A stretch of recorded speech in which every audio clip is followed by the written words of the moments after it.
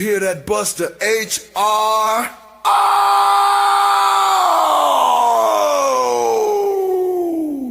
man, it's about to go down.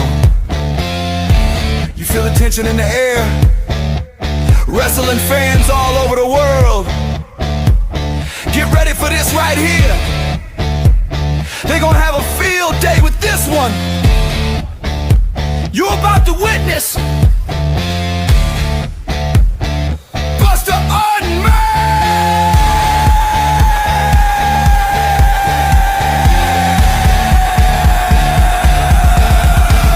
Oh, Lord! Oh, Lord! There's no telling what Buster's gonna say today. We just getting started. Just getting started! Welcome to Buster Unmasked! Hosted by Buster H.R. Johnson. This is a Buster H.R. exclusive. We are now tuned in to Buster Unmasked. We are now tuned in to Buster Unmasked. You are now tuned in to Buster Unmasked. We are now tuned in to Buster Unmasked.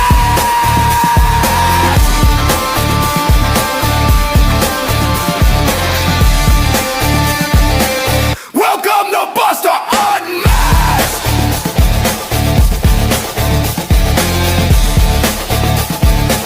Welcome to Buster Unmasked!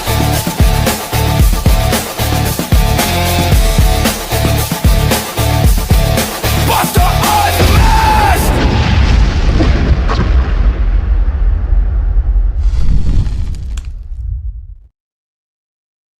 All right, guys, you know the spiel.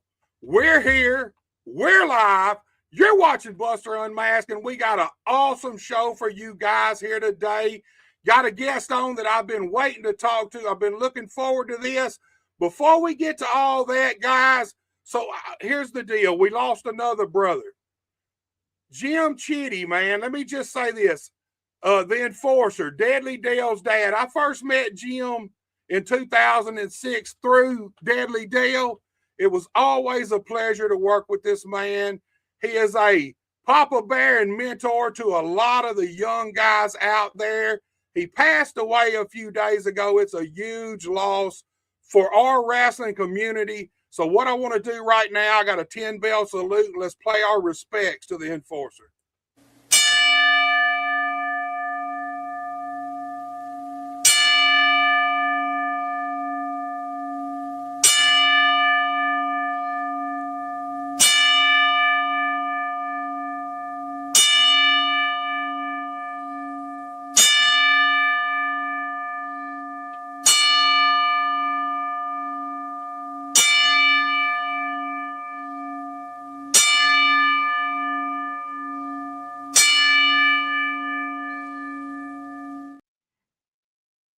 All right, guys, Jim was a great dude. Like I said, man, we're dropping like flies around here. We have lost so many guys just this year, man. It's sad and it's a shame. I'm going to tell all you young guys something. If you got a veteran in your dressing room or somewhere that you get a chance to talk to them and pick their brain, you might want to do it, because that bridge is steady collapsing. We are dying off like crazy, man. This is a big loss for the wrestling world, especially around our area. The Enforcer was a great guy. Like I said, always a pleasure to work with. I want to send my condolences out to Deadly Dale and the whole Chitty family. Man, we're with you guys, man. We got you in our prayers. All right, look, guys, I got some things I want to talk about. Got some shows. This Saturday night, Osceola, Arkansas, Mid-Southern Championship Wrestling, the White Lightning Memorial Show. It's a tribute to the franchise and the face of MCW for so many years, White Lightning. Bell time is 7 p.m. It's going to be packed. Front row is already sold out, y'all. You better get your tickets. It's first come, first serve. If you want a chair, all I can say is you better get there early. I think they're going to open the doors maybe 5 or 5:30. You better get there. It's not only going to be packed right outside in the arena with the fans, but the back's going to be packed. There are going to be guys there from the past, the present, and MCW's got a lot of great talent that's going to be the future. And, man, it's going to be a great show. There's going to be a big battle royal. The main event is going to be a lumberjack match, a legacy lumberjack match with Serpent taking on 187. These are two brothers. They're still going at it. They've been going at it for 20 years. And, man, Saturday night could be the night that it all comes to an end. Also, New Bern, Tennessee, get ready. Legacy Pro Wrestling returns, and they're bringing pro wrestling back to New Bern. I know it's been a few years since you guys had wrestling, but it's coming back. They got a hell of a lineup. It's going to be at the New Bern. It's going to be at the Lighthouse First Assembly of God, 900 William Street. Bell time is 8 p.m. VIP tickets are $10. General admission are $5. And my guest tonight has some stake in this show coming up. It's going to be February 20th. He's actually going to be there. And I'll tell you this, I got a surprise for him tonight. I got a little breaking news that I don't think he even knows about, but he will once I get him on. Also, guys, I got to plug some more stuff before we get our guest on. Look, you know. Buckle up and hold on tight. What was old will be new again. What was established in 1998 will be re-established in 2026. No substitutes, no cheap imitations. The most feared 3 letters in professional wrestling. KAW, Kick-Ass Wrestling, returns to claim the crown. Let the chaos begin. Outlaws never die. All right, y'all, 2026 is the year. KAW is returning. The first show is going to be in Tennessee. Second show is going to be in Arkansas. And when I get the third show lined out, I'll let you know, man. We're looking at Mississippi. But it's going to be some hard-hitting action like you ain't seen since KAW since 1998 and 9. There's a reason it's coming back. It's needed. It's needed badly. All right, guys, let me plug my sponsors, and then we'll get our guests out here, because without these guys, we wouldn't even be here. For all of your breaking news, sports, and weather in and around the Jackson, Tennessee, and the West Tennessee area, be sure to tune in to 101.5 FM or 103.5 FM. You can also log in to talkinwesttennessee.com. That's TALKNWESTTN.com or newstalk1035.com. For all of your in-home care and consumer direct services in and around the Caruthersville, Missouri area, be sure to call Glowing Hearts at 573-643-2537. Their priority is caring for you and your family. Be sure to check out the Boot Hill Sports Network on YouTube for all of your sports news and live local games in and around the Missouri Boot Hill. That's BOOTHEEL. That's the Boot Hill Sports Network on YouTube. The Boot Hill Sports Network is also the home of American Hostile, Championship Wrestling, and the Unified Wrestling Alliance every single Saturday morning at 11 a.m. on YouTube. Professional wrestling just the way you like it. All right, y'all, it's time to do what I do best, and that's talk to these wrestlers. Let me just say this about my guest here tonight. In my opinion, he's probably the talent around here with the biggest upside of anybody around our area. I like to call him Mr. Tap or Snap. He's also the Mid-South Suplex Machine. He is your current Hooligan Championship Wrestling Heavyweight Champion. He is also your Memphis Wrestling Heritage Champion, and he is absolutely second to none other than Tim Bosby. Tim. Hey, what's going on? Man, it is my pleasure to have you here. I've been looking forward to this thing since we got it booked, dude. I know. I'm looking forward to this. I think this would be like my fourth or fifth time doing like a podcast interview type deal. So I'm looking forward to this. I figured you'd been on a lot more than that, man. Oh man, I don't know. I'm trying to get used to it. It's still a surreal thing that people want to talk to me. So I'm here. I'm here. Man, you're a hot commodity. You've been a hot commodity for a while now, but you're a real hot commodity right now, dude. And look, I announced it. Legacy Pros returning to New Bern, Tennessee on February 20th. Before we get into you and your career and where you're from and stuff, you are going to be on this show. Do you have any idea who you're facing, man? No, I do not. I personally do not. I know, like I said, this is wrestling returning to this area, so I was excited to be a part of this. But no, I do not know who I'm wrestling that night.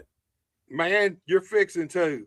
You already hold 2 titles. You are going to have a chance to hold 3 because on February 20th, you're facing off against the Legacy Pro heavyweight champion, the fabulous Chris Rocker, man.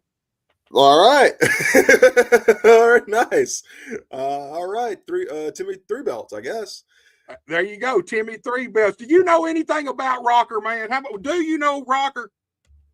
I'm going to be honest, I really don't. If I'm not mistaken, though, Aaron Roberts' cousin or uncle? Uncle. Okay. Aaron's uncle, about a 35-year veteran of the wrestling business, one of the most talented guys around our area, especially that's still active. This guy, look, here's a little history. I wrestled Rocker in my first match back in like 1992 or early 93, late 92. So Rocker has been around forever. He grew up in the wrestling business. He is the current Legacy Pro champion. They're returning. Legacy Pro's back. Wrestling in New Bern's back. And I'm assuming you guys are going to be main event, man. What's the deal, man? You said Timmy 3 belts. So are you looking, you're in your mind, you're going to go into New Bern and you're going to walk out the Legacy Pro heavyweight champion? Yeah, I just found this out. So I guess that is going to be the goal. Timmy 3 belts. You know, I look forward to trying to make my bag heavier. Why not? Hell, you're going to have to get you somebody to carry around with you just to tote the gold, man, if that happens. Yeah. So look, man, I don't usually ask old guys this because they get touchy about it. I know you ain't an old guy, so how old are you, Tim? I am 21 years old. 21. What I'd give to be 21 years old, dude. Man, full of piss and vinegar, man.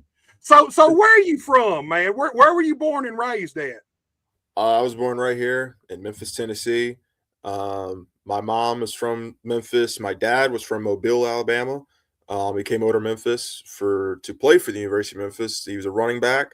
And, they met University of Memphis High School, and they created me in about 2004. And I've just been here. So let's talk about they created you. You say that like they had you in a science lab, man. It was mixing stuff together, and out comes you, man. We know that ain't quite how it happened, but I mean, so you're a product of Memphis, Tennessee, born and raised. Yes, sir. Yes, sir. So 2004. So you kind of missed the heyday of wrestling in Memphis. Yeah.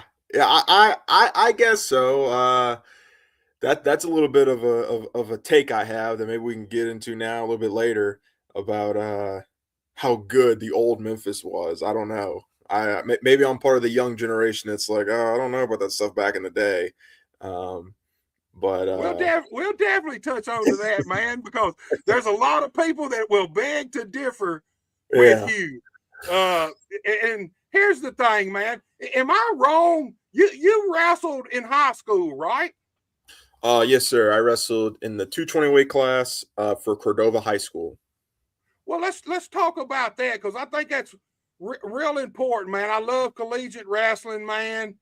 When I was going to school, where I went to school, they didn't have it. I wish they had I would have gave it a shot. So let's talk about that, man. Did you play any other sports, or was it just always wrestling for you, dude? So I did play other sports, but I didn't really want to play them. Like, I have loved wrestling since literally birth. My dad was a big wrestling fan, huge wrestling fan. So like I was pretty much turned on to it when I was already a year old. And I wanted to just be a wrestler from age 5 and on, but obviously they don't allow that. So and my dad wouldn't let me do the amateur wrestling. So I just kind of had to settle for playing basketball and baseball. So I pretty much just played basketball and baseball all the way till about from 5 to about 14. And then when I joined the wrestling team, it was my high school year, freshman year. And I just joined because not because I really liked amateur wrestling. I just wanted to prepare myself for pro wrestling because I knew it's just always what I wanted to do. And I mean, there's 100 guys that we can list that have done it and have talked about how it gives you a really good foundation to go into professional wrestling. So I just joined the team looking to learn a few holds, get in better shape. And yeah, that's all I wanted to do out of it. But I ended up kind of being pretty decent at the thing. So I was going to ask you that, man. I was going to ask you, were you did you start out a pro wrestling fan, or did you start out like loving collegiate wrestling? So let's talk about that, man. You kind of joined the wrestling team. Turns out you're good at it. Give us an idea, man. How was your record in high school, man? My record throughout, because I got 3 seasons. My junior year did not get to happen because that's when COVID took place. But with my 3 seasons, my final record, it was something along the lines of about 110 to like 23. And it was like 15 of that was like my freshman year when I was just learning like how to wrestle and how to do things. And in like sophomore year, I only lost like 4 or 5 times. And then senior year, I only lost like twice or 3 times.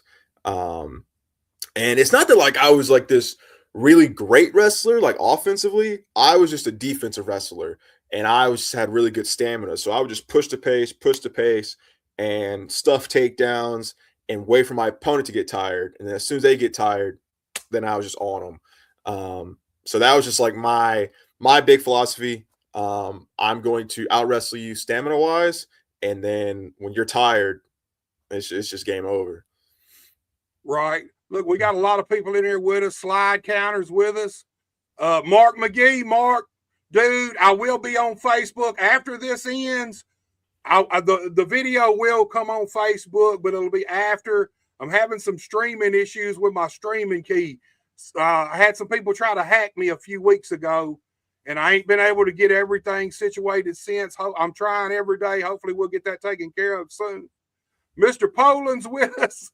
I don't know what he's talking about. Something about a penis enlargement pump. I don't know if that's for you or me, man. I don't know. Maybe he does. Maybe he got some inside information, dude. I don't know. Hot Tamales with us, man. The Burn 'Em Up podcast. You need to go on the Burn 'Em Up podcast. I'm gonna say it right here, right now, dude. Man, that's I think I've been seeing clips of this. He had like Ray on. Derek was on there. Right. He's hilarious. I think Derek threw water on the guy or something. That was, yeah. He is hilarious, man. The funniest man in wrestling right now. No doubt about it. My favorite podcast, the Burn 'Em Up podcast. No doubt about it. We got Justin Case in here, and he says Bosby's my guy. So look. Love Justin Case. Let's talk about going from collegiate high school wrestling to pro wrestling. Now, you said you've already told us that your goal was to go to pro wrestling. You kind of just did the high school wrestling to kind of set your foundation for pro wrestling. So let's talk about that, man. When did you how old were you when you transitioned? 18? Yes, sir. So I graduated high school May 19th, 2022. And then my first day of training was June 1st. So very quick turnaround. And my parents wanted me to go to college and wrestle because, my dad's a big fan. He did not want me to do it. he was just like, look, it was cute to talk about when you were 10, but like, you kind of need a real job. Like, you're just going to get hurt. Like, I don't really know about it. And they wanted me to go to real college, but I did not. I hate school. I'm dyslexic, so I always had a hard time in it. But our agreement was they'll let me go start training right after high school as long as I tried and attempted to go to Southwest Community College here in Memphis, Tennessee, which is a easy 2-year community college. So that was our agreement, that I'll go try college for free for 2 years, and then I'll go start training. So like I said, I graduated in May, and my first day was at the Memphis WRESTLE Center, June 1st, 2022. That's what I was fixing to ask you. Are you a 100% product of the Wrestle Center? Yeah. When I started, the 3 coaches, Dustin Starr, Derek King, and Alan Steele. So those are my 3 trainers. So you got some of the best, man. I mean, honestly, Alan's done it all, Derek's done it all, Dustin's been there and done that. Three of the best trainers you could find around this area. So let's talk about going from high school wrestling training and stuff for that to then pro wrestling training. First day you stepped in the ring, man. Was there any issues? Did taking bumps? Was it what you thought it would be? No. So like you kind of hear that like, oh, my first day was so rough because like the ropes hurt or like the ring hurt, but like I'd already been practicing sort of, whether it was right or wrong ways. There was this YouTube channel, I'm sure it's still up, and it's just like backyard wrestling, and they would teach, and these videos were uploaded in like 2010, and I found them when I was around like 11 or 12. So I just come home from school, and like since my parents wouldn't let me go train and let me go wrestle, I was just on YouTube like how to wrestle videos. So I already like practiced the bump formation, and like I've been doing it just on my living room floor for years, which is terrible, but I've been doing it for years. And like just trying to get the form already down. And then in high school, like Cordova, the wrestling team is not put as the focus. All the money goes to like the basketball teams, the football teams. Right. And our wrestling room was like a dungeon. And it was like on this heavy, hard concrete with padding like this thick, if that. And I'd already been falling down on that for 3 years. So like the first bump I took, I was like, this is softer than what I've been landing on for 3 years at Cordova. Like I'll land on this any day of the week.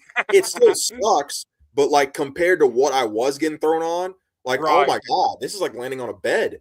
So like it was, the first day of training was, well, my first like 2 weeks was hard for me because they wouldn't let me wrestle. They are very smart.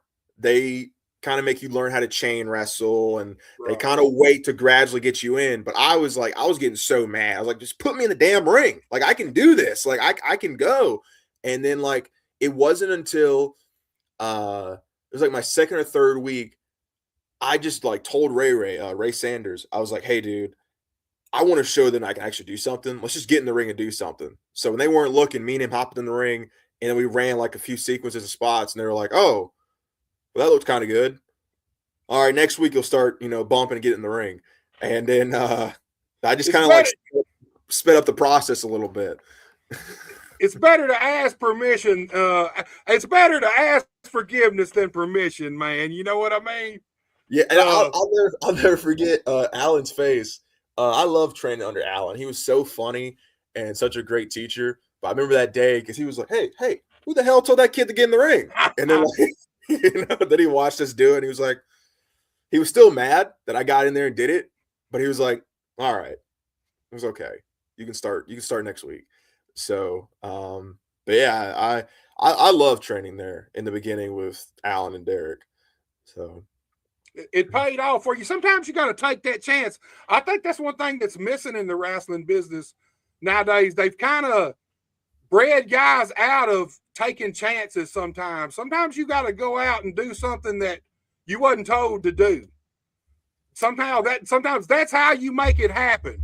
You got to go out and do something that maybe you wasn't supposed to do or wasn't told to do if you want it. And I think a lot of guys nowadays are scared to take that chance because I mean, it can go one or two ways. Either it's going to go good like it did for you, or you could be out the door, you know.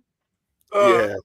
But I feel like that's missing the business. So, look, I like to hop around, and I want to go back to your parents telling you, I don't know, I think you ought to go to college and get a real job, because I feel like pretty much all of us has heard that scenario from our parents. When you're a little kid, it's hilarious that you love pro wrestling and you want to do it. But then when you get old enough to where it can actually become a reality, that's when your parents are like, I think maybe you ought to do something different. Take me back to that moment. You and your dad, him telling you, I think you ought to get a real job. Take me right back to that moment. What was going through your mind? Well, like the great shift was like when I'd be 11 and 12 and we go to like family reunions or family get-togethers, and everyone in the family knows that like I just love wrestling. I really wouldn't talk to people. I'm not that much of a social person. So like I'm always even nowadays, I'm just always in my phone in the corner watching wrestling. It's all I consume. I can admit I have a unhealthy obsession with professional wrestling. It's all I watch, it's all I consume. And like when I was younger, people were like, oh, he just really likes that thing. And then when I was, like I said, 12, 13, well, hey, you're about to be in high school. Like, what do you think about doing? I still want to be a wrestler. And they're like, okay, he's still got like 4 or 5 years left. He'll get out of it. And then like my sophomore year, so I'm 15, 16, I'm still saying, no, I want to be a wrestler. Like they started to go, is he serious? Like people are asking my mom and dad, like, you guys are going to tell him no, right? Like you guys aren't going to let him do this. And they really did not want me to. They really, really, really did not. My mom doesn't know too much about wrestling. She only knows 2 people, The Rock and John Cena. That's the only 2 people she knows. And she just always gets nervous about it. And she's like, she would see something on the TV and go, no, you can never do that. I wouldn't allow it. And my dad, who, like I said, is a very big wrestling fan, he was just like, I don't know, man. I just don't think you should be doing that because there's so much that can happen. Because look, wrestling is very dangerous, as you know. I mean, literally anything. You can take a hip toss and end up paralyzed. I mean, I don't think people realize that. I mean, really, sometimes people get hurt the worst on some of the most basic moves sometimes, and sometimes it just happens. It's really, there's times it's nobody's fault. It just happens, man, but it's dangerous. It really is dangerous. Yeah, and like my dad just kept stressing me over and over about like, just think of your health, prioritize. He would always bring up wrestlers that he grew up watching, idolized. He was like, you see Hogan's, limping. He's had 10 back surgeries. You don't want to end up like that. And you see all these old wrestlers that are limping around. So yeah, they did not want me to do it, but I was going to figure out a way. It's literally all I've ever wanted to do. No backup plan. I know that's like, I know that's like, you should have something, but something my wrestling coach told me that's not like the greatest advice, but I kind of stick to it. It's like, if you have a plan B, even like, that means you're not fully 100% into plan A, because even if it's only 99.9, you still think there's that 0.1% chance that you don't think plan A is going to work out. So don't have a plan B, because if you're thinking of a plan B, you already have convinced yourself, even if it's just a little bit, that, hey, plan A might not work out, so let me have this just in case. So yeah, I don't know. Wrestling is all I love. I can ramble about it for hours. So dude, I was the same way. I never wanted to be anything else. I don't remember not having wrestling in my life. You know what I mean? Ever. I've been watching it for as long as I can remember. Always wanted to do it. And obsession. You talk about obsession. I think all wrestlers, when they first start, if you're really passionate about this, you're obsessed with it. Man, I had thousands of wrestling tapes. WCW, NWA, WWF, AWA, all these things. And when I was training and my first few years of the business, I literally slept to wrestling. Put the tape in the VCR and sleep to wrestling, man. Record 8-9 hours of wrestling, sleep to it. It would sink into your brain subconsciously. So I feel like we're all like that. And here's the thing about pro wrestling. It's a dream. I mean, it's like being a rock star or something. It is a dream and it is a chance. But I kind of agree with your coach in the sense that, look, the 52-year-old me says, yeah, have a backup plan. I didn't have a backup plan, man. I was just like you. I had no backup plan. I was going to be a wrestler. That was it. There wasn't even no question about it, you know. No backup plan. It's either going to work or it ain't. And here's the thing, it works for all of us in different degrees. Some guys make it all the way, some guys don't. So sometimes maybe at least having something to fall back on, but that's the 50-year-old me. You ask the 18-year-old me, and I'm just like you. Forget all that bullshit. All my eggs are in this basket right here, you know. So let's jump forward a little bit. Let's talk about right now. So your family was kind of reluctant about it at first. Now they see you out here. You're Timmy Two Belts. Oh, now? Oh, now they love it. Oh, yeah. That's what's been funny. Now they always knew you could do it. Yeah, well, like what started that happen was, so like early 2023, I was very fortunate to start doing like WWE extra work, and they didn't really like understand like kind of what that really was. So like when I was doing it, they thought I was working for WWE. They didn't really understand like what extra work was. Right. But there was like, I would get, I don't know, like I would be security guard and I'd get hit and I'd have like 2 seconds of screen time, but they'd be like, oh my God, look, he's on the TV. And like they tell everybody in the family. It went from like, oh, I don't think he should do it. They were kind of embarrassed at events to be like, yeah, he still wants to do that wrestling thing. To now, any family reunion, any family get together, they're pulling out their phone. They're like, did you see? Look at him doing this. Like, he did this and he got beat up on Raw or SmackDown or whatever. And yeah, now they love it. And especially this last year, like when I was in the PWI and they did a little article on me back in June, and I didn't tell them about that. I just came home one day and I pulled out the magazine and I was like, yeah, just look at this. Just go to page 10. Because my dad grew up reading the PWI. And dude, I was the same way. I had hundreds of PWIs. He grew up reading it. And then when I was younger, he got me the PWI so I can learn about and study wrestling. So that was a really cool moment for me personally of getting to hand my dad a magazine that he read growing up and that he got me. And I'm showing him this magazine. I'm like, yeah, go to page 10. And he's like, okay. And he opens it up and he freaked out big. He was like, that's you, your picture. Like, what? And I was like, yeah, they wanted to write about me. I'm in that magazine that you used to read as a kid. And now it was really cool. So now, oh, they love it. It's sunshine and rainbows. It's the greatest thing ever. For them. That's my boy. That's my boy right there. That's my son out there. Yeah. Yeah, man. So let me ask you this. They say you do this WWE extra work. Obviously, you said they think you're working for WWE. I mean, it comes with decent paydays doing the extra work. But did people kind of, did like your friends and family that have known you forever, like the first time they seen you on something like that, did they immediately assume you were rich now? Oh, yeah. I will self-admittedly admit I don't really have that many friends. I was a huge outcast as a kid because I would just literally every day at school, I wouldn't talk to anybody. I would be in my phone watching wrestling. I'd be in class. Instead of paying attention, I'd have 2 pencils and I'm having the pencils go at it. And I'm like doing like a wrestling match with the pencils. But the very few friends that I have that like remember like, man, you used to always talk about that. You used to always wear wrestling shirts to school. And then like, if they see me post something like that, they're like, what? Like the big one, I was fortunate enough to, it was in Detroit. It was SummerSlam 2023. I just did like a medical spot. Like I just came out to the ring to assist Bianca Belair. And that's still like the coolest thing I've ever did.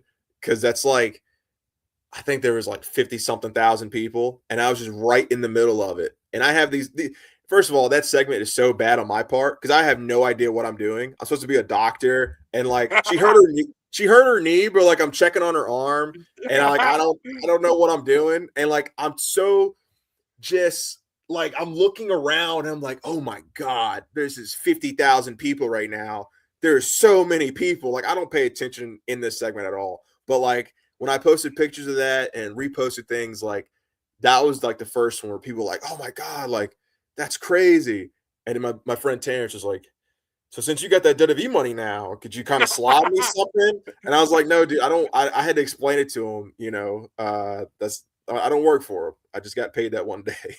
It's TV rich, man. People see you on TV and they immediately think you're rich. But that's cool as hell, man. I mean, honestly, did you ever think a few years in you'd already be doing anything with the WWE? No. So, like, that's what I would say, because I've now been wrestling for a little over 3 years. It really hasn't been until these last 6 or 8 months or so that, like, I've actually kind of sit down and try and live in the moment and be like, man, I have gotten to do some really crazy things. Like, over the last like 5 years, or thinking from 5 years ago, when I was in 2020, I would have been a sophomore in high school. So I was 16. And to think what's happened in the last 5 years between people that I grew up watching, that I have now shared locker rooms with, have their numbers, like have good relationships with people, guys I've gotten to wrestle, things I've gotten to do, like the extra spots. I really like cherish it and don't let the moment slip. Like, kind of just be like, oh yeah, whatever. No, dude, that's a big deal. That's cool. Like, something here recently, like getting to wrestle Kalisto. Kalisto was a guy that me and my dad loved watching when I was 10 and 11, watching him do all this stuff. And now I've gotten to wrestle him twice. I have an awesome relationship with him. And that's just something that is still insane to me. Like, this guy was on TV and I played with him in the video games. And now here I am wrestling him twice. And he's texting me like, hey man, that looked good. He's watching my matches and stuff. And I'm like, dude, this is sick.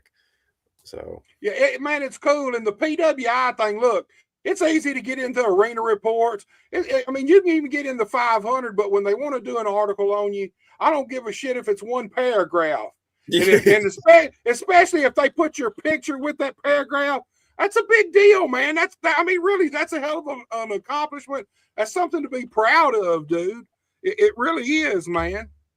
So like, look, go ahead, Tim. I was going to say, just once again, that, like I said, that was like a personal thing for me because my dad was such a big fan and he'd go and get them. So just to be able to show him that same magazine that now I'm in it, that was just a really cool thing personally. Yeah, validation for you too. Kind of smiling at dad, say, you didn't really want me to do this at first. You know what I mean? So look, man, I like to hop around. So let's go back. You're just getting in the wrestling ring, just starting to train. And here's something that people do not realize. Ring wind in a pro wrestling ring is different than pretty much any other wind. I've seen all kind of athletes go from football, from rugby to basketball. And in my experience, basketball players really have the best cardio when they try to transition it from basketball to wrestling because they're used to running constantly. But collegiate wrestling, man, that's a grinding sport right there. You guys work. All you do is work.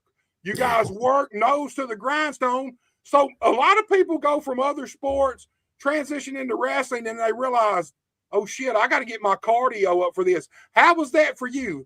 Was your cardio on point the minute you stepped in the ring, or did you kind of have to find your pacing? No, I would say it was immediately already up there. Like, so throughout my whole high school tenure, I just focused on cardio. Like I said, my strategy was defense wins championships. So I'm going to tire you out. And then once you're tired, then I'm going on the offense. So all I would do is cardio. I didn't really lift weights at all, really, high school at all. I just did strictly cardio. Once again, an unhealthy amount that I know looking back on that really was not the best. But yeah, cardio. So it was really it was nothing too crazy when I fully transitioned. What is just in case yoga. In case, yeah, he said he had you on the yoga, man. He had you on the just in case yoga. I'm still waiting on these vignettes, Justin.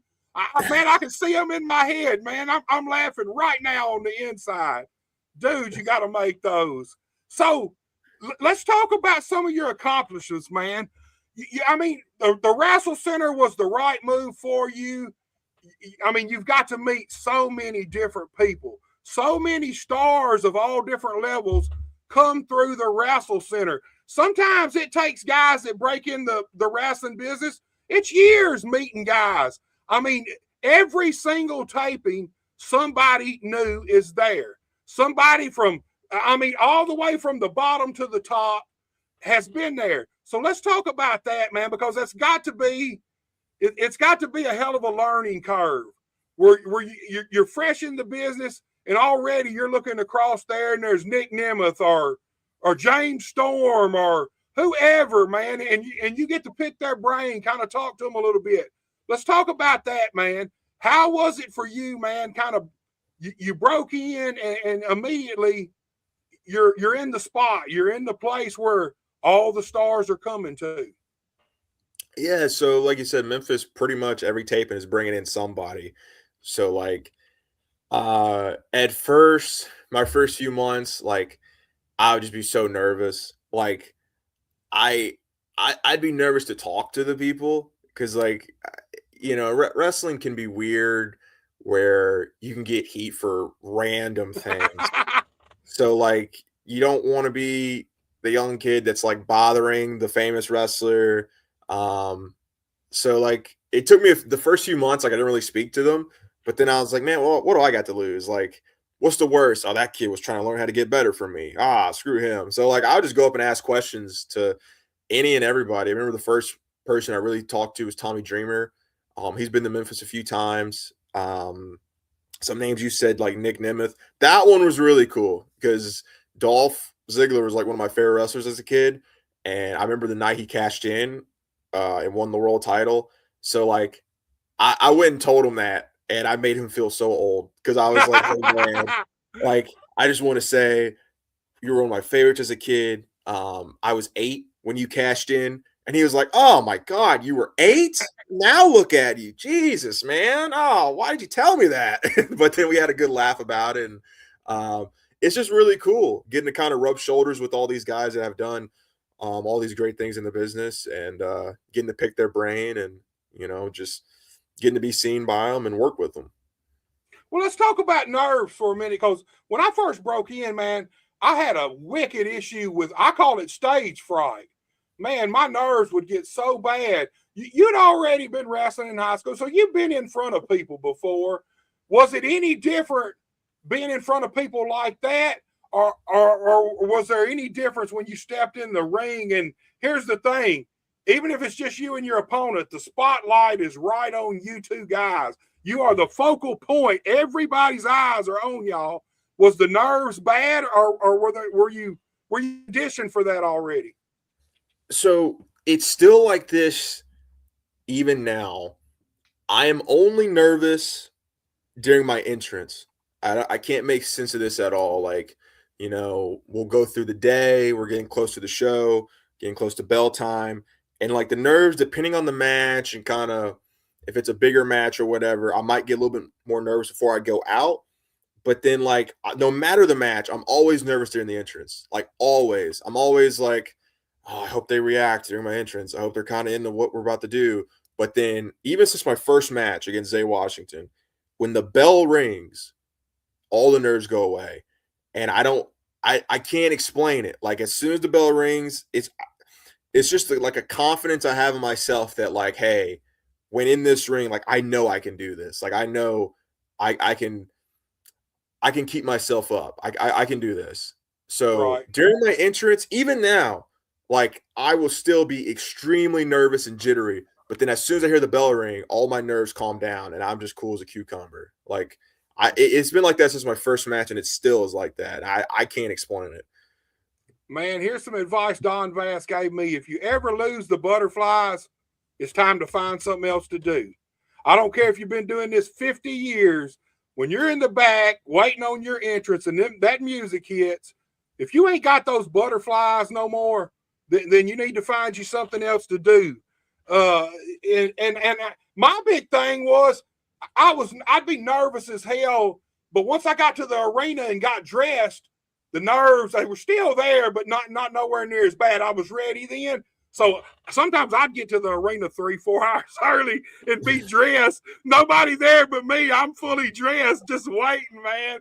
But that was just part of whatever I needed to do to handle those nerves, because, man, when I first started, I pulled up to shows and left before just from stage fright. And that's no lie. It can be a big issue with people, man. And it's you got to find ways to control it. And I think we're all kind of the same. Once you break that curtain, they kind of start going away. Once you're out there, it's on. You're on. Then it's time. It's put up or shut up time. You ain't really got time to be nervous. So once you break that curtain, it's on. But I think everybody has them nerves to different levels, man. And I think it's good to be nervous. I think if you ever lose them nerves, it's time to find something else to do. You don't care the same way you did, And so let me talk to you about this. You have 2 titles right now. Let's talk about the Hooligan title first, Hooligan Championship Wrestling. Man, I try to catch some of it here and there. What I have caught, I love Hooligan Championship Wrestling. I feel like it's rowdy. The fans are rowdy. The wrestling's rowdy. It looks like it's fun, man. It's very, very fun. Hooligan Championship Wrestling is based out of Evansville, Indiana. And like you mentioned, I am the current holder of the championship. And there, man, I'm just like the biggest dickhead. Like I just the first time I wrestled there was about a year ago, and I just asked, like, hey, are you okay if I kind of blend like Sean 95 and like Mr. Perfect? Can I just bump around everywhere and just kind of be comedy, but not really comedy? And he's like, yeah, sure. And like it just got over well with the people, and then they kind of just liked what I was doing. And yeah, I just had a show there last weekend, which was really, really fun. Just I don't know. I just love being a dickhead. I just love like I said, one of my favorites is Mr. Perfect. So trying to kind of blend in like a serious cocky heel, but when it's time for the shine and comebacks, like just bumping around, taking all types of crazy bombs. And yeah, so I love wrestling over there. The crowds are always loud and lively, and I kind of have a funny bit with them where they'll chant Bosby, and they'll say my name wrong on purpose, and I'll get in their face, no, it's Bosby, and they'll chant Bosby, and I go, no, it's Bosby, and they just get louder and louder and louder. Because I don't know, to me that's what it's all about, is like crowd work and kind of getting the crowd like into the shows. Because like you can be good at wrestling, but you can just get the golf claps after a sequence. But like if you have them and they're like into what you're doing, then you won't get just the golf claps. You'll get the like, oh my God, that was cool. Like, they'll get like more into you and whatnot. So I don't know. I have a blast over there. So. Yeah, it looks, man, I love the way the atmosphere feels. I can feel it through the film I see. I can feel it.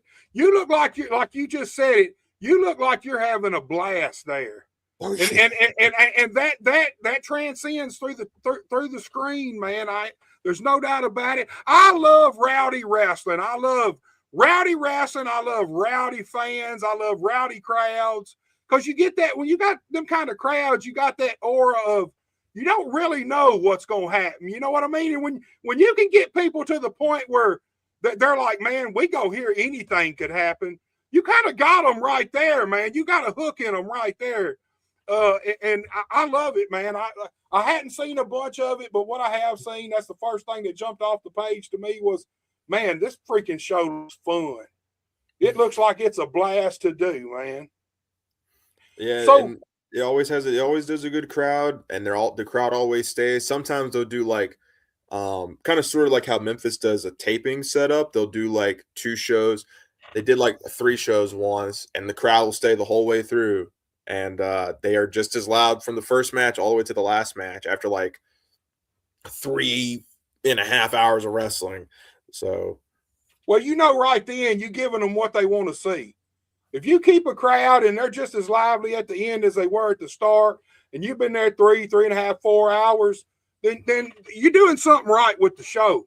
There ain't no doubt about that. And you mentioned it, man. You have so much fun there. So we were introduced to you as a good guy, quintessential good guy. So I've been really loving I don't even want to call it a heel turn at Memphis, because I almost feel like the fans kind of turned on you before you had a chance to turn. It's kind of how I feel about it, but I am loving bad guy Bosby, man. I'm starting to see that a different attitude out of you, man. The attitude's different, man. I love it, dude. So let's talk about that. Let's talk about when you first started. What did you want to be? Did you want to be a good guy or a bad guy? No, so I've always wanted to be a bad guy. And for the longest time, what I always wanted to be in wrestling, I wanted my name to be TJB. Joseph is my middle name. So I the name MVP and like JBL, I was like, oh man, there's not really that many three initial guys in wrestling. So I was like, all my life, I was like, I'm gonna be TJB. And I just kind of wanted to be like just a cocky, just a cocky guy.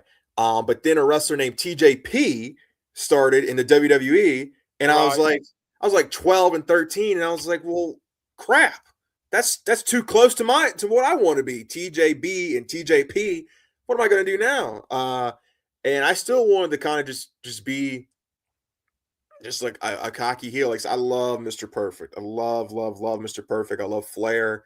Then the guys I grew up watching, like The Miz and Dolph Ziggler and like Cody Rhodes, and he was doing the dashing deal. Like I just love confident heels. Like I don't know. I just think that's what I'm best at, and that's what I always was appealed to as a kid. I never liked the good guys. I always thought they were just bland and then whatever. But there's something about a bad guy, and yeah, the whole thing in Memphis has been really great. I myself, I do not think I'm a good guy. I just don't really ever feel it. I feel like match quality wise, like I think my work is better when I'm working bad, because I think I can just get more into it because it's what I really want to be. So yeah, what I've been doing in Memphis these last few weeks have been really awesome. I've enjoyed it. It's what I've been wanting to do for a long time. And like I said, they kind of turned on me, but like I definitely gave them ammunition of like what we did with Ray, and then like me blowing a kiss to his mom in the front row, and like the fans, the wild side as they're called, they were still kind of cheering me after I cashed in, but in my head I was like, I don't want anybody to cheer me. So they had a sign, and I was like, yeah, give me that sign, and I had it, and then I just like threw it right back at them, and they got all mad, and yeah, it's been really fun what we've been able to do, and like I said, I just think that's where my best work comes from, is just working bad. I feel like you've always looked natural to me in the ring from the first time I saw you. Inside the ring, you always look natural. When you first come out, obviously you could tell you were green to pro wrestling, but you were an athlete. You moved. You were fluid in the ring. None of that. There's a lot of idiosyncrasies in the pro wrestling business that you had to pick up. That just being a great athlete at something else, you don't always get those idiosyncrasies like you do in the wrestling. But man, this what I've seen at Hooligans and then the Memphis thing now, I feel like I can see it in your face. You're having a blast. I feel like you're way more comfortable as a bad guy. Yes, and like especially too. So this last year, I got to be the action champion as well out in Georgia, and I got to travel around and really get to learn different things and kind of be like a traveling. Who's that? BJ, Big John Dalton. Yeah, he's an idiot, Mark. But what y'all friends 6 months ago, 8 months ago? What y'all on the same side, man? We've never been friends. But that guy. But yeah, so working in action. It's a promotion in Georgia, but I got to go take the belt and be like a traveling heel to Alabama, Mississippi, Indiana, Illinois, Texas, and I got to just learn, because these places didn't know me that I was just going. They Right. were like, oh, here comes the action champion, like in Texas. So you really, in my opinion at least, have to turn your crowd work level like up, because these people don't know who Right. I am. They don't know, like, I'm just a guy from Memphis coming to their Texas promotion. So like that whole run last year kind of helped me get more comfortable, because I was going to new places with the title, to places I've never been, places that don't know me. So I feel like you have to really turn the dial up so they can kind of get into what you're doing. And so that whole last year with that championship action was a really good learning experience. And I feel like it's carried over. And now, like 2 years ago, even a year ago, good or bad, you put a mic in my face, I'd be kind of like, oh, I really don't want to talk. Like, I just want to wrestle. But now, all I want to do is promos. I think I'm starting to get better at them, and like learning the tempo, learning the pace, getting on the crowd's nerves. Um, so yeah, I just love being bad. I just love it. And man, promos. Here's the thing. I think most people are scared to do them when you first start to get to do them. But doing them's how you get good at it. You can't shy away from it. Someone sticks a mic in your face, talk.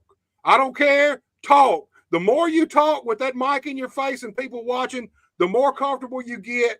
That's when you start getting good at your promos, man. It's just like it. And let me ask you this: going from the Wrestle Center, and how many years was it? All right, you got to do some WWE extra stuff, but before you actually ventured out to other promotions, how many years were you at the Wrestle Center before you ventured out and started kind of getting bookings at other places and going to other places to wrestle?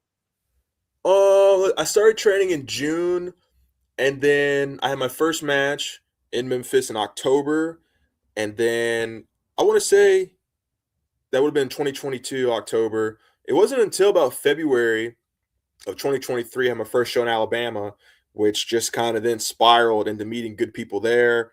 That spiraled meeting into good people here and getting wrestling here, and then spiraled to meeting good many people there, and it just kind of just was a snowball. So I'd only started training in June, started wrestling on the Memphis shows in October, and it wasn't until about just that next February. So I don't know, that'd be like 6, 7 months.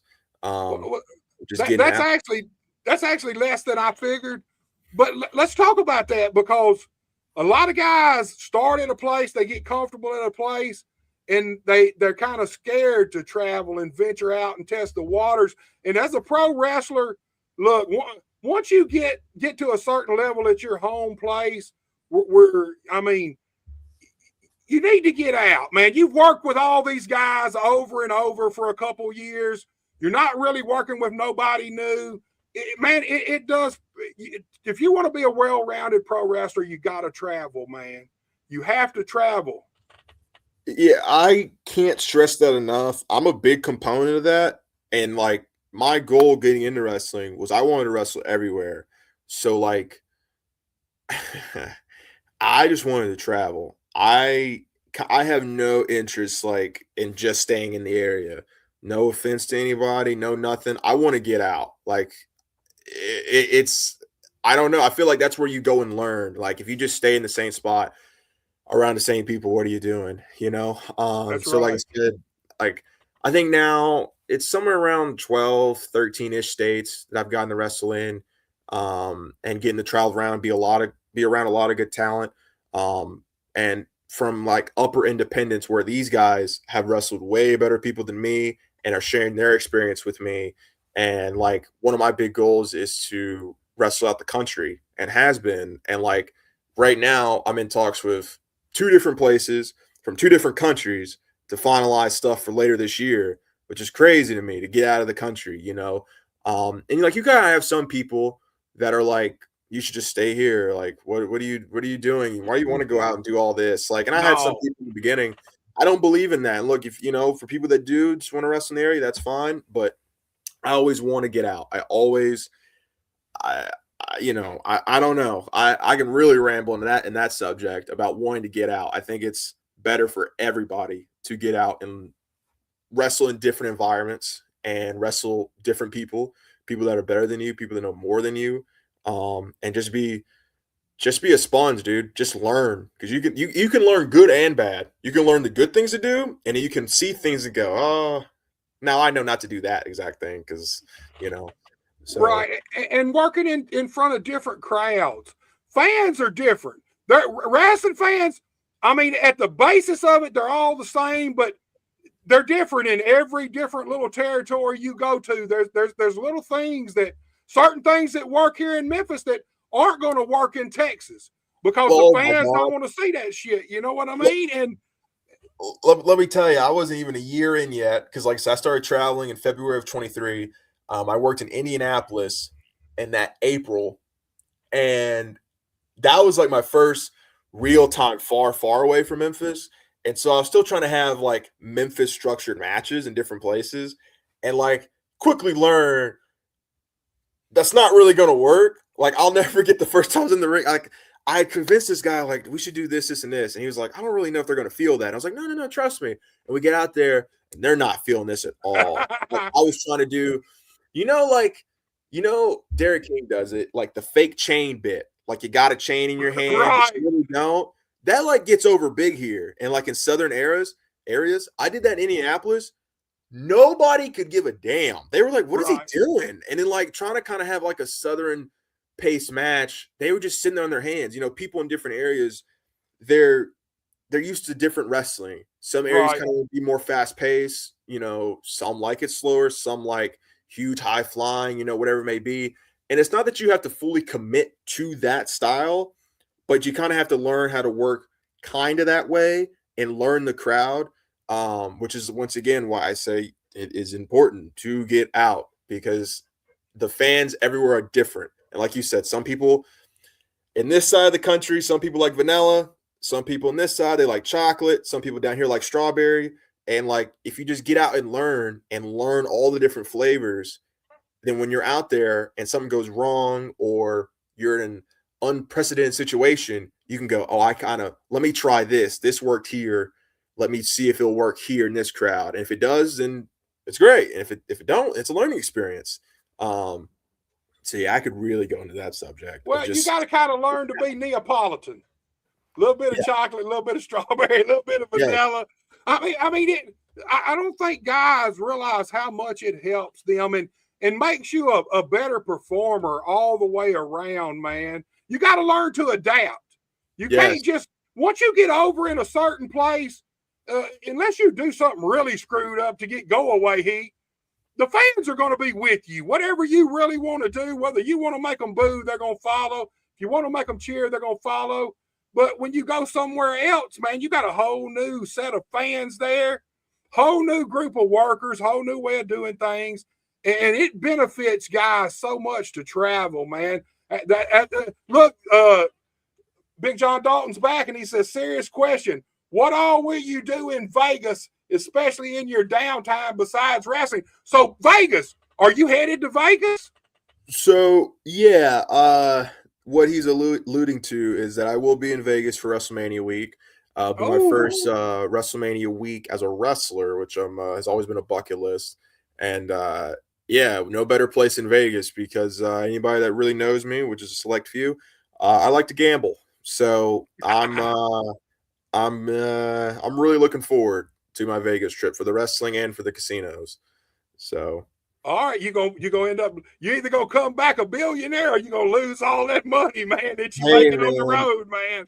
I'm pretty good. I'm pretty good. So let me ask you something.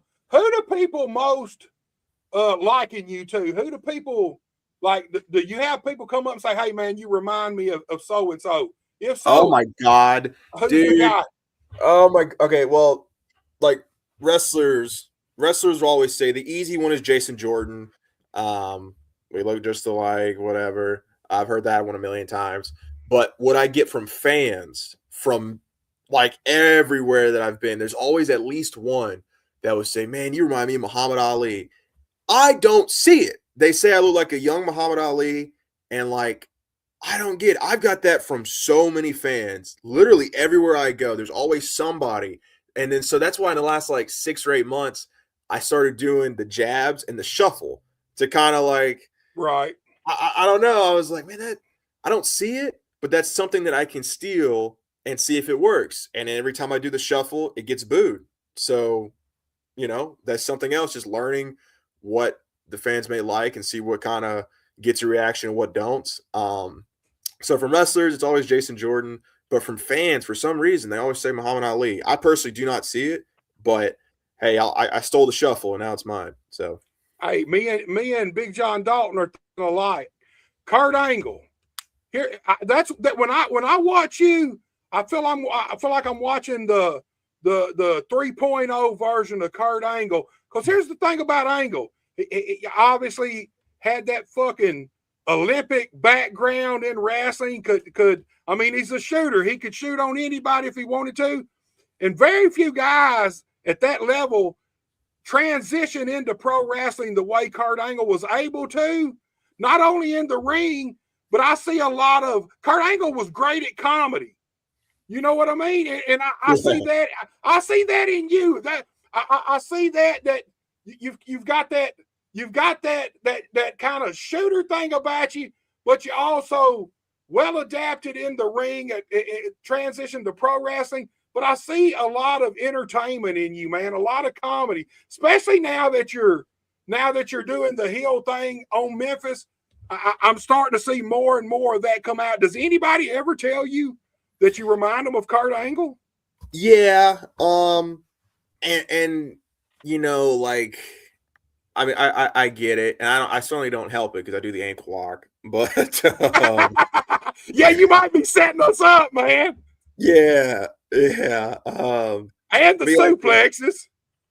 Yeah, Kurt's definitely an inspiration. Great matches. Like I said, when I watch Kurt Angle, like obviously I take some of the wrestling stuff, but I think what I always try to pull more from him is like what you just said, his comedic timing.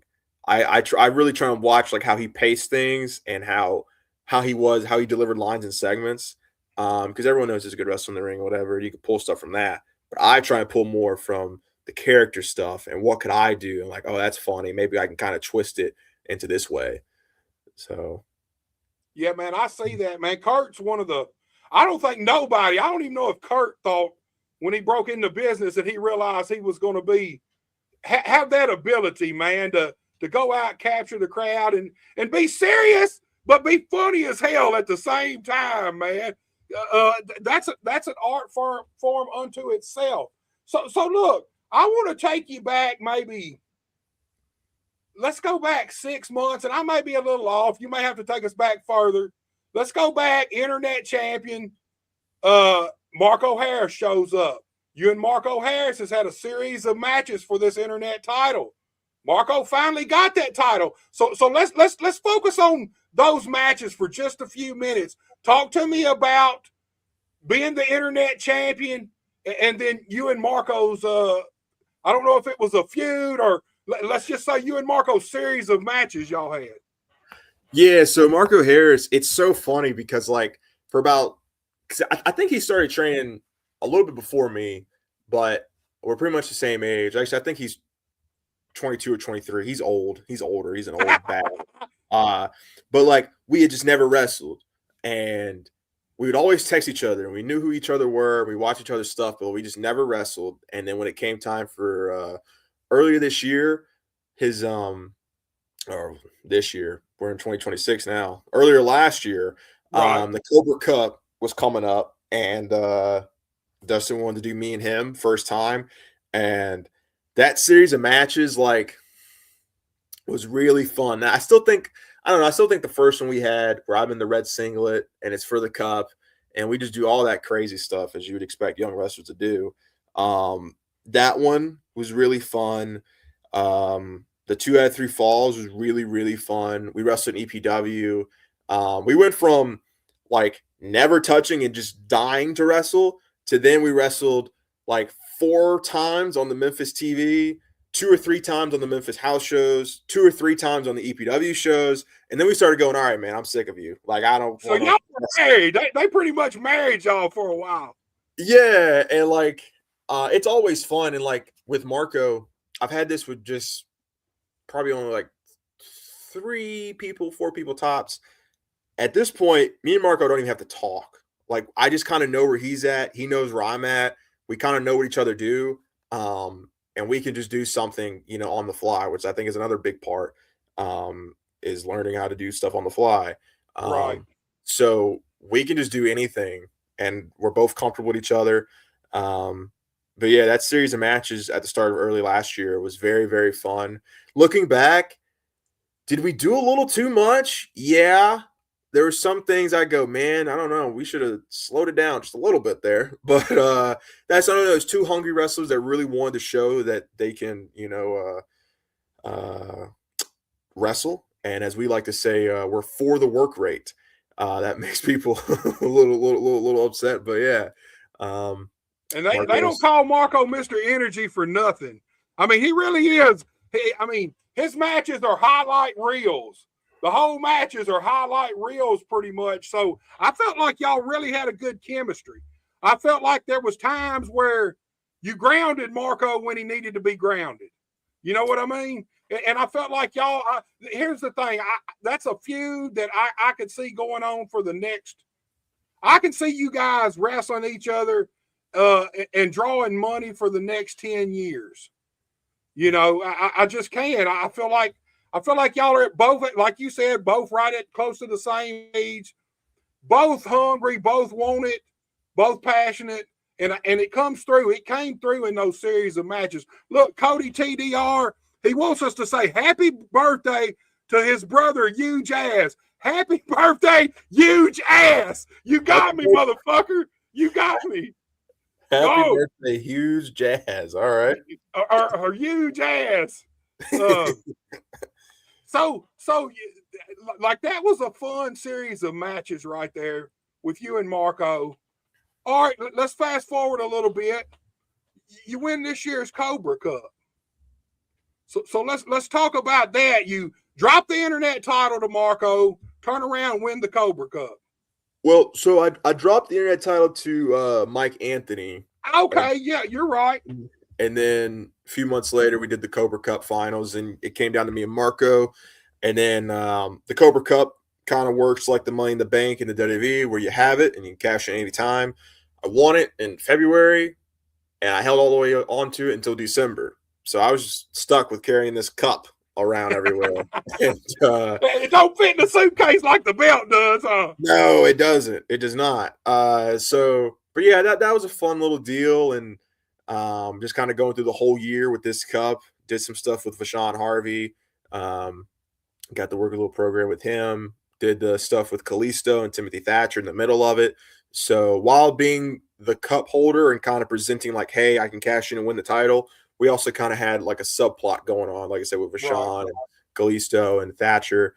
So yeah, it was really cool. And the cash in moment was very nice, very well put together, and I think everybody executed their part very excellent on that. Man, these fans got pissed off at you, man. And in my mind, I'm thinking, well, that's the whole point of the Cobra Cup, man. That's what you're supposed to do, cash it in at the most opportune moment. But man, I don't think people that look. Ray is a sympathetic baby face, man. And when you went out there and cashed in on him, man, look, I just seen some of the clips of after some of that where the fans were flipping you off and cussing you. It didn't air on TV, but they showed it on YouTube, aired some of the clips on YouTube. Let's talk about that, man, because these fans have actually loved you since you've been here. And now all of a sudden, boom, man, they totally switched on you. Talk about that feeling, man. Yeah, so like, the fans of the Memphis Wrestling Center, they watched me growing up. I literally started when I was 18. I'm now 21, about to turn 22 here soon. So like they've just kind of been watching my progress. They've seen me go against big names, and then I do this thing to a guy they like, and then I kind of lean into it, and they don't really like it. And like I said, the first promo I did, they were throwing my t-shirts and stuff. There was like a group of these people, they burned my shirts and like 8x10s of me in the parking lot. And yeah, that it's cool to see that. It lets me know I'm doing my job. And I don't know, I never view it as like, I mean, it is character work, but I don't even say that I'm a character. I'm just me. I use my real name. I have a background in wrestling, so I use that. Like, I am just me. You know, I just think I'm me turned up to 10. So, like I said, we talked about it earlier. It's been really cool, really fun, and it's pretty much what I've been doing in Indiana. What I got to do for action, traveling around. It's what I do everywhere else. It's just be a dickhead heel, but now I get to bring it to Memphis to where I think I'm at a level now where I've kind of fully fleshed it out, and it was kind of like the right time and right place to do it on the Memphis programming since I've had all this other experience doing it everywhere else. So Well, you kind of, I mean, traditionally, I feel like you climbed the ladder just like you're supposed to, man. Internet title, Cobra Cup. Now you're the Memphis Heritage Champion. I mean, you are the guy in Memphis wrestling. You are the tip top. You are where it ends at for everybody else, man. Now everybody wants you. Let's talk about that, man. How did it make you feel to finally capture that Memphis Heritage title?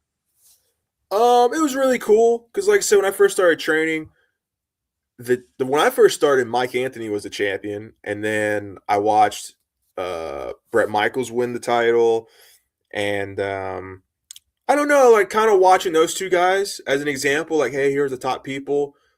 What are they doing that I can learn down the road? And then Aaron Roberts won the title. Toomer was the champion. I don't know, like in my time there, I've just kind of been watching what are the top guys doing because I've always wanted to be in the top echelon. So, in my opinion, if you want to be in the top, you need to see what the other guys are doing at the top, how to make yourself stand out, see what they're doing in front of the camera and see what they're doing behind the camera.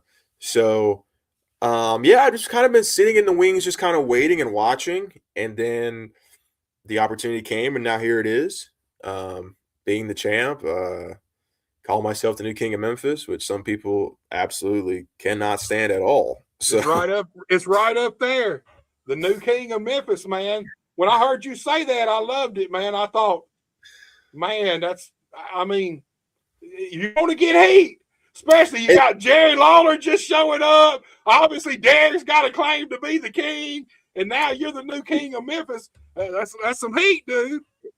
And see, that's the thing. Like that started out when I was a good guy in Memphis. People were bringing signs, and they were just calling me the People's King and the new king. And I didn't really like address it as a face because I was like, I don't know, that seems kind of heelish. But what I was doing was like, well, let me kind of test it out. So when I was going in wrestling, like I said, in Texas, Indiana, Chicago, Georgia, I would tell the ring announcer, because I was pretty much a heel everywhere else, a part of my ring introduction, say the new king of Memphis, because I just wanted to see, like, would these people in different areas care? Would they even react? And for some reason, did they?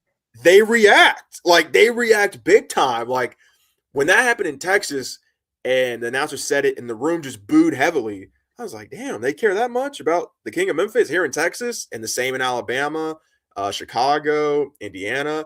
So then I was like, man, if it's getting boos everywhere else, then of course, well, hopefully the one day that I turn, it'll definitely get boos in the Memphis area. So like, I like running with it. It makes some people genuinely upset, which I think is hilarious. But yeah, I like running with it, and yeah, it's just my new thing now. Dude, I mean, look, I was wondering myself how it worked in other places, but I can fully see that. I mean, that's a testament to Jerry Lawler himself. Yes. I mean, it just is. That's a testament to the king.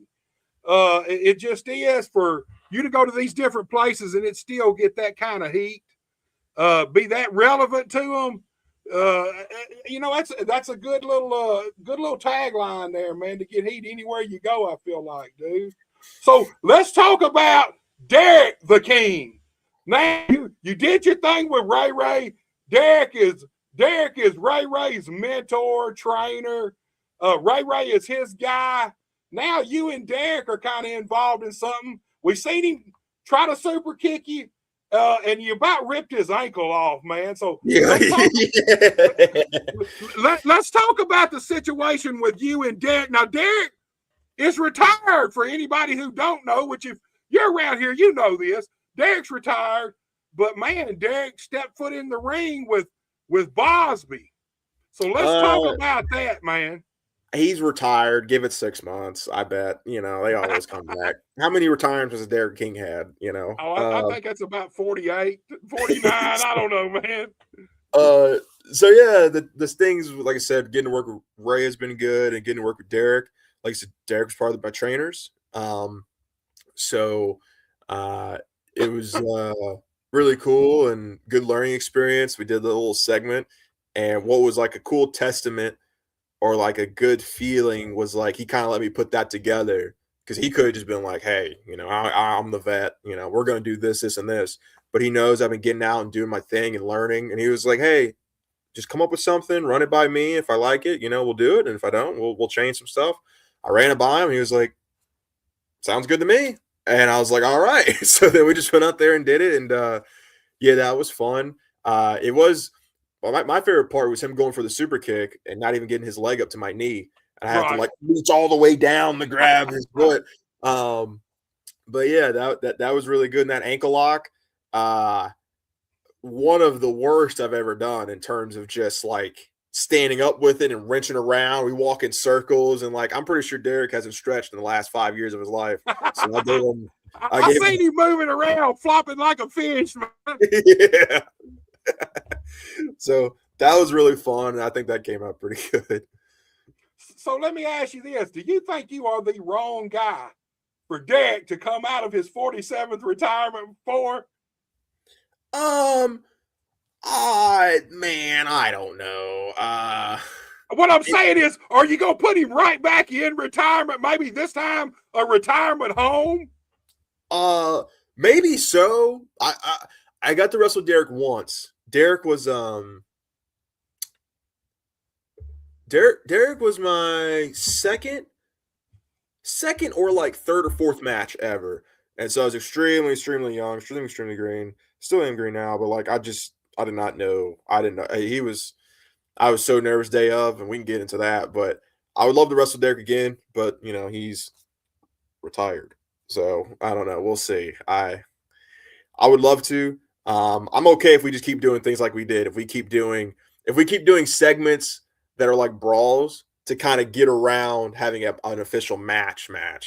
I'm still cool with that. Anything with him, I think will be fun. Man, I can see Derek in my head running around the retirement home, super kicking old people, man. Right in the face, dude. Hey, bingo night, Derek lose, everybody gets a super kick, man. So look, we're gonna get ready to start wrapping this thing up. We've already been going almost an hour and a half. I got a couple of more questions for you. First one, dream match out there. If you could wrestle anybody in the world, who would it be? All time or just currently alive, currently doing their thing? All time. All time, it would be like off the top of my head, Eddie Guerrero. Love Eddie. I'm probably the only one that's like still not with us and active. Someone that did just retire. I'm a big fan of Japanese wrestling. Hiroshi Tanahashi was always one of my like guys I just really wanted to wrestle. I love Tanahashi. So Eddie Guerrero, Hiroshi Tanahashi. Oh God, I had Kenny Omega. That's who like kind of. That Kenny Omega is like who got me to learn about wrestling outside the WWE bubble. So right. I'd probably say him. I think that would probably be it for like dream matches. Eddie Guerrero, Tanahashi, and Omega. Those are real mark answers, but. Yeah. So you mentioned it earlier. You're in talks to go out of the country. Where is the top place you want to go? I'm assuming I know this because you've already mentioned it a few times, but I'm just guessing. But you tell us, and then I'll tell you if I was right. When you say top place, you just mean in general or top independent wise? Just across seas. You want to go to England? Do you want to go to Japan? Oh gosh, that's a tough one because I would say number one probably be Japan. really want to go wrestle in Japan. I have such a love and respect for Japanese wrestling. I think Japanese wrestling is like the greatest art form ever. I think there's just so much stuff, and I could really ramble about that. Right under it, Mexico. I love lucha libre. I think the stuff that those guys can do is just incredible. The body control they have to do all the springboards. I can't do Right. none of that, but hey, I can catch you. You know, we can have a cool match. I would say Germany, because the fans over there really respect wrestling and they really get into it. So yeah, I definitely say Japan's definitely at the top, though. Japan's definitely at the top. What's your thoughts on England? Because man, they got some of, you talk about wrestling being an art form. Man, some of those guys can chain wrestle their ass off over there. I mean, it's just that to me that's a place I'd love to see you go test your wrestling at. Man, I think you'd learn a ton. Look at Steve Regal, Lord Regal. I mean, man, that dude can do things that nobody believes can be done, man. And all those British wrestlers like that from that era, they all can go. Even the modern ones. Now they have got the wrestling's got a little more Americanized over there, but still, most of those guys, they were brought up on chain wrestling, 2 out of 3 fall matches. I mean, you got to be able to go when you're over there, man. Any thoughts of that? If you had a chance to go to England, would you go? Oh yeah, absolutely. I don't care where it is. I just love wrestling. I'll wrestle any and everywhere. The talent out in England is definitely really, really good. Those are the guys that like yeah, the bell rings and you're already in a knot. Like you're already Right. like in a pretzel. You know, they could do all these fancy things. There's a guy wrestled out in action in Atlanta named Darian Bankston who trained over there in the UK, and like, oh my god, dude's a technical wizard. He does a wrist lock and he'll like, I just take a wrist, but he'll like take the wrist and he'll spin around and do a cartwheel and kind of nip up and do blah blah blah blah blah. And then he went from a wrist lock to having me on the ground with like both my arms behind my back and my head like in my leg, and I'm like, God damn, dude, how do you do that? So yeah, they definitely have a crazy style over there. And they're masters of submission wrestling and pressure points. I mean, that's the thing. It ain't all just a work, These guys can go, man. They can really go. So look, I asked a lot of people this question, and this is the question we'll end on. I get some answers that I don't expect sometimes. The phone rings. It's WWE. They're ready to offer you a contract, whether it's NXT, main roster, whatever. WWE's offering you a full-time contract. Are you taking it?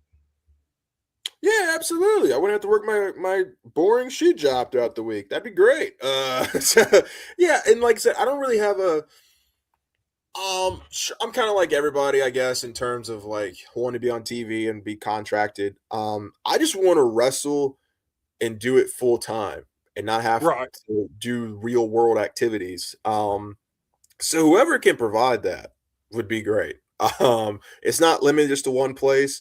I think, like I said, wrestling across the board, there's so many different places you can make money and work. And sure, if WWE came calling, that'd be great. If AEW came calling, that'd be great. If New Japan came calling, that'd be great. I just want to wrestle. I just want to wrestle. But to answer your question, yeah, sure. Why wouldn't I? Full time? Hell yeah. I'd quit tomorrow. That's my job. So, Dude, you won't believe some of the answers I've got. I've asked guys that question, and in my head, I'm thinking, man, this guy's got the ability, got the potential, got the talent. And then you ask them, man, if you had a chance to do this full time, WWE offered you a contract, would you go? But a couple of times, man, I've got that, no, I'm comfortable in my life where I'm at right now. And that's fine. But the way I look at wrestling, I feel like everybody who gets in the wrestling business, their goal ought to be to make it. If you're not in the wrestling business to try to make it, I feel like you're taking up a spot that somebody else who wants to make it could have. yeah, I can definitely see that. And like I said, there are some people that some people may call them weekend warriors or whatever. Some people just want to wrestle, and I know people that just want to wrestle once or twice a month in their area They bring their family out, and it's something that their family can see them doing. And I don't really see no issues of that, you know. I could definitely see like what you're saying of like kind of taking up a spot. Um, I don't know. As you hear me say a lot of times, I could ramble a lot about a lot of scenarios and subjects in wrestling. That's another one I can kind of go into. I have no problem with people that just want to, you know, if that's their goal. If their goal is not to make it to television, do all that stuff, they just want to wrestle at their local spot, you know, once or twice a month, let their kids come see them, that's fine. But then I do think, like, I don't even know where to really go with this. Kind of like you said, there is like that part where you're kind of taking a spot from people that really do want to do this and are sacrificing a lot. Because as we alluded to earlier, wrestling hurts. Things suck. Like that stuff me and Marco was doing probably took years off my life of trying to do all those crazy bumps and crazy moves. So I don't know. But to answer your question, yes, I would take a full-time contract anywhere. So you just said it. It's rough, man. Could take years off your life. So let's fast forward to Tim Bosby is 50 years old. Now you're all crippled up. And now Dad has reversed his thought. Now he's sitting there now telling you, see, I told you when you was a teenager, you shouldn't have done this. Look at you now. Let's talk about that, man. Here's the thing. When you get into pro wrestling, I feel like you know and you commit that your body's going to take a beating because there's no way around it. It ain't like MMA. It ain't like boxing. It ain't like these other things where you might go out there and knock somebody out or tap them out and never get hurt. Your body's taking abuse in pro wrestling. That's what it's about. So let's talk about that for a second.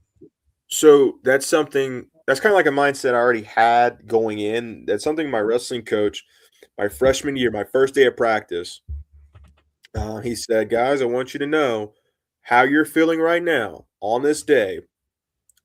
He really was saying this to the new people like me on that day, but he was like, how you're feeling right now, this is the most healthy you'll ever be in your life again. You will never be this healthy ever again because once you start this, your body level at 100% is going to drop from 99, 98, 97 because you are tumbling, you are rolling, you're getting thrown around, you're getting hit in the face.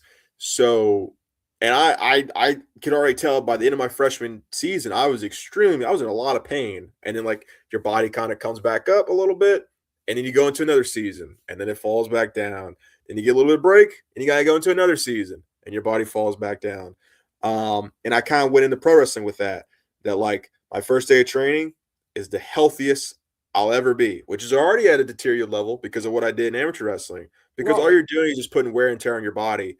And everyone knows that. Everyone, you know, if we're really being honest, every wrestler in the world is an idiot, me included, because why do we do this thing where we willingly throw each other down and most of us wear underwear and put baby oil on and like, you know, if you really break wrestling down, it's such an interesting, odd thing, but it's awesome. It's an art form. So like you do it for the moments with the crowd. You do it just to create moments that people will remember forever. So, you know, 50-year-old me, you know, we'll see. I'll tell you what, in these last 6-8 months, I have been like stretching. I've been doing DDP yoga. I'm big into DDP yoga now. I'm one of those guys. I try and keep my body up par, but I know just like everybody's, you start at this level in the very beginning, it never gets back up above this level. No matter what, it's just going to keep wear and tear. So, you know, if by the time I'm 50, if the earth is still going, you know, hopefully I figured out something. You know, if I'm a commentator, you know, I don't know.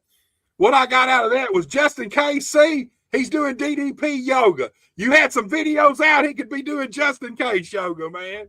I know. We might. Hey, the taping. Super Bowl 5 is this weekend. Maybe me and Justin Case film some yoga video. Maybe we make yoga content. So, man, I have told him for probably 3 years, I'm dying to see these videos. He keeps talking about them, but I really want to see some of the vignettes, man. I think they'd be gold. They'd be hilarious. Could you see Justin Case dressed like Slim Goodbody? I can I can see Just in Case doing anything. I think he's extremely funny. Um, he's one of the few people at the shows like I talk to and laugh with. I've been in the car ride with him one time for a show, and that was awesome. That was a very fun trip. I think what they just did at the Grizzlies game not too long ago, I don't know if you saw it, they poured like God, man. nachos, like his face. I was telling him at the taping, I was like, it was so funny. He's just like, why did he do that? His face is so good. Like, Yeah, he's wearing. he didn't feel like Just in Case there. He felt like a real guy in the stands watching the game, and this happened. I felt the same way. Matter of fact, when I first seen it, I had to watch it a few times to make sure it was really him and not just somebody who kind of looked like him. It was great, man. I loved it, dude. Yeah, for a second, I was like, is that really him? Because you never see him without a hat. And he didn't have a hat on. So I was like, no, it's not him. But that was very funny. And then, like I said, he's wearing like a small jersey.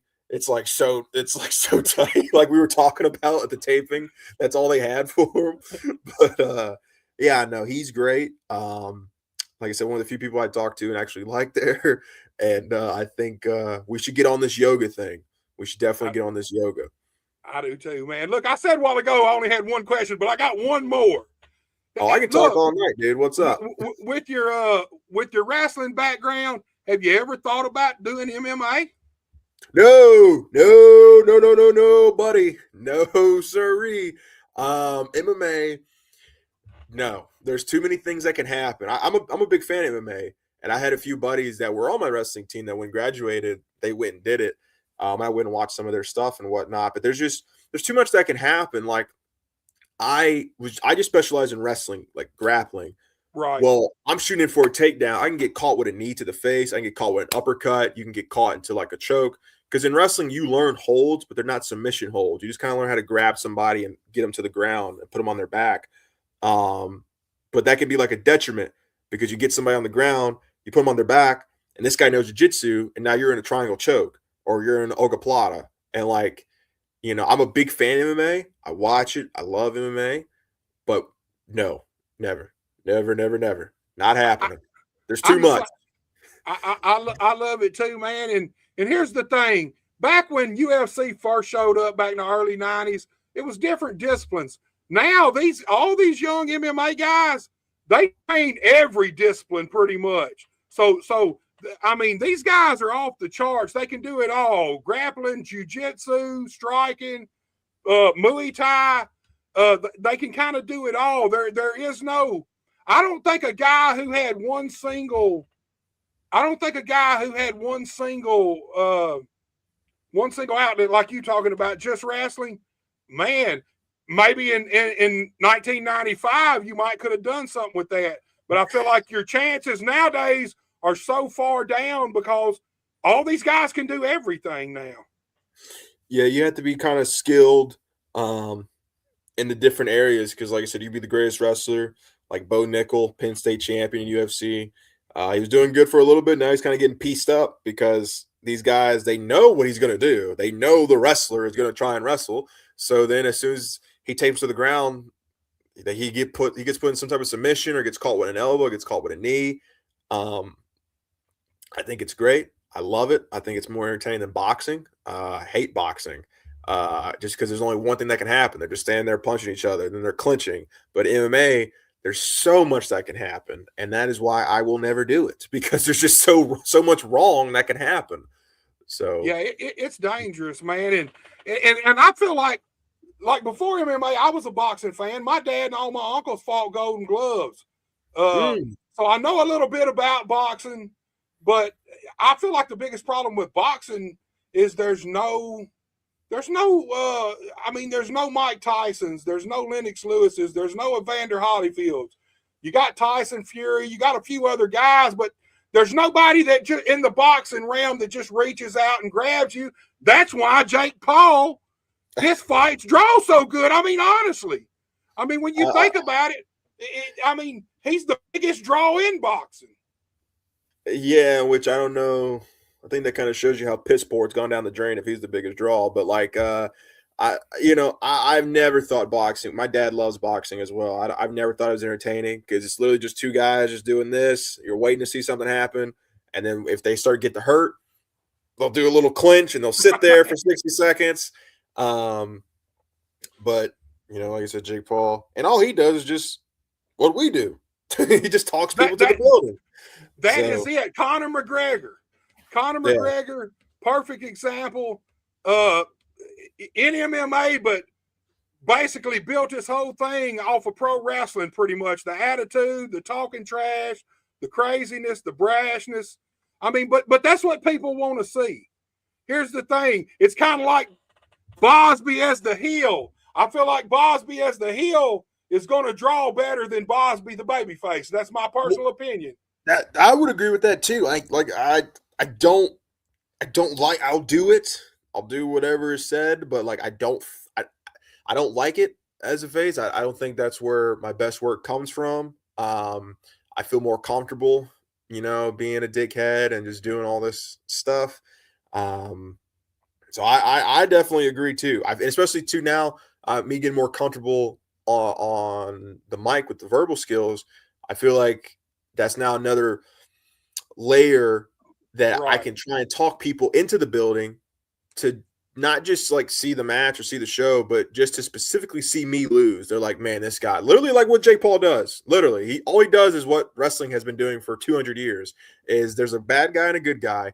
The bad guy's going to run down the good guy, and the bad guy's going to run down the town. He's going to run down everybody, and his goal is just to make everyone want to pay a ticket to see him get taken out. That's all wrestling is. It's not a hard concept. Like I think a lot of people kind of misconstrue the point of it, but that's literally just it. Just have a good guy and a bad guy, and people want to pay to see the bad guy get beat. And I feel like, especially now these last few months, I've gotten more comfortable on the mic. That is my goal, is to just run down the people, run down my opponent, and make people say, God damn, yeah, Tim Bosby's good or whatever, but I want to see somebody shut him up so bad. Right. I want to punch him in his mouth, man. That's what I want to do. Yeah, man, I agree. I'm expecting some great things from you in this heel run, man. I think we're gonna get some great comedy. I think we're gonna get some great matches, and I think we're gonna get some hellacious entertainment, man. I just do. I feel like you can tell when somebody. Here's the thing. I'm a better heel. I don't really know. Everybody likes being heel because you kind of get to let that piece of your personality that you don't get to let out in real life, that's really in there. You kind of get to do that. But me, honestly, I like being a babyface too. Here's the thing. As a heel, you got to go out there and get reactions. As a babyface, they could play my music. I could walk out, not even acknowledge the crowd, walk straight to the ring, get in the ring. I actually like babyface, but I have way more fun as a heel. Simple as that. I've been saying this whole time. I wholeheartedly agree. I just think it's more fun, and like I said, I just think from a quality standpoint, I think match structures are easier and are better for me. Like I said, because a thing that I think is a lost art is like when it's time to get beat up, it's time to get beat up. Like it's the floor is lava, bumping feeds and making the good guys' moves look more incredible than what they really are, and just like the Marco series matches. I kind of wrestled. It was like a face versus face type feud, but I kind of lean more heel in those matches. And like one of my favorite things to do is take his drop kick. And when I take his drop kick, I take a big like bump and I push myself off the mat. I'm like, oh god damn! And it gets a big reaction because it's such an over exaggeration. It's like, oh shit, Marco just kicked his head off. Adding. I feel like as a heel, I get to add more spunk and more, movement to the moves and sell them. Whereas a face, like if I did that, they'd be like, oh damn, I don't know. That's just a little thing, but yeah, I just think what we got coming up, Super Bout 5, me and Mike Anthony, which will be, as always, an intense, hard hitting match, and I think it's a different dynamic. The 2 times we worked on the Memphis program. It was a face versus face match, but now we have this dynamic, and I'm very excited for it. Mike's a talented guy, man. He's one of these veterans from around this area. Hell, I want to say Mike's probably been, I would say, over 20 years. I don't want to age him too much, but if I'm remembering right, I think Mike Anthony probably broke in mid 2000s, maybe. I may be wrong about that. He's another guy too. Mike was my second ever match, and we wrestled in Arkansas, and that was a lot of fun. And he's been a good guy ever since, and someone I've kind of looked up to and learned from, and we get to do the dance again. Yeah, them be good matches, man. Mike's intense. He seems like he's mad all the time. I know. I'll tell you this. I keep rambling. I see we're about to hit 2 hours here, but when I first started, I was coming to the trainings, and then when I was coming to the shows, I would not talk to Mike. I would be so intimidated because it seems like he's always on. I guess it's kind of how he is, but I was so intimidated. And then when Dustin was like, all right, because I did the match, my first match with Zay, and then he was like, all right, you're gonna wrestle Mike. And I was like, oh no. Do I have to? Can we do something else? Because I was like, I've never talked to him. I'm afraid to go shake his hand. And I remember that I showed up to the building and he was pacing in the corner. I was like, oh no. And I went up and I was like, Mike, my name's Tim. How you doing? Mr. Anthony. Yeah, I was like, what's going on, man? I hear we're wrestling today, whatever you want to do, and he was like, oh, hey, what's going on, man? And then he was just the coolest guy. So, but yeah, he can be intimidating and very intense. Well, look, before we're already to the almost 2. So, and every time we say something pops in my head. Earlier, you were talking about meeting these wrestlers and being intimidated by them. Let's talk about that for a second, because that's a real thing. Here's the thing. You get in the dressing room and you meet somebody that you've grown up watching your whole life, and you have them people on a pedestal. In your mind, they're on a pedestal, and that can be super intimidating to young wrestlers. So let's talk about that. You talked about Nick Nemeth, and the thing about Nick is he's got that collegiate background too. Yeah, he's a real wrestler. That's his base. So, I mean, Nick, who else have you been really intimidated to meet, man?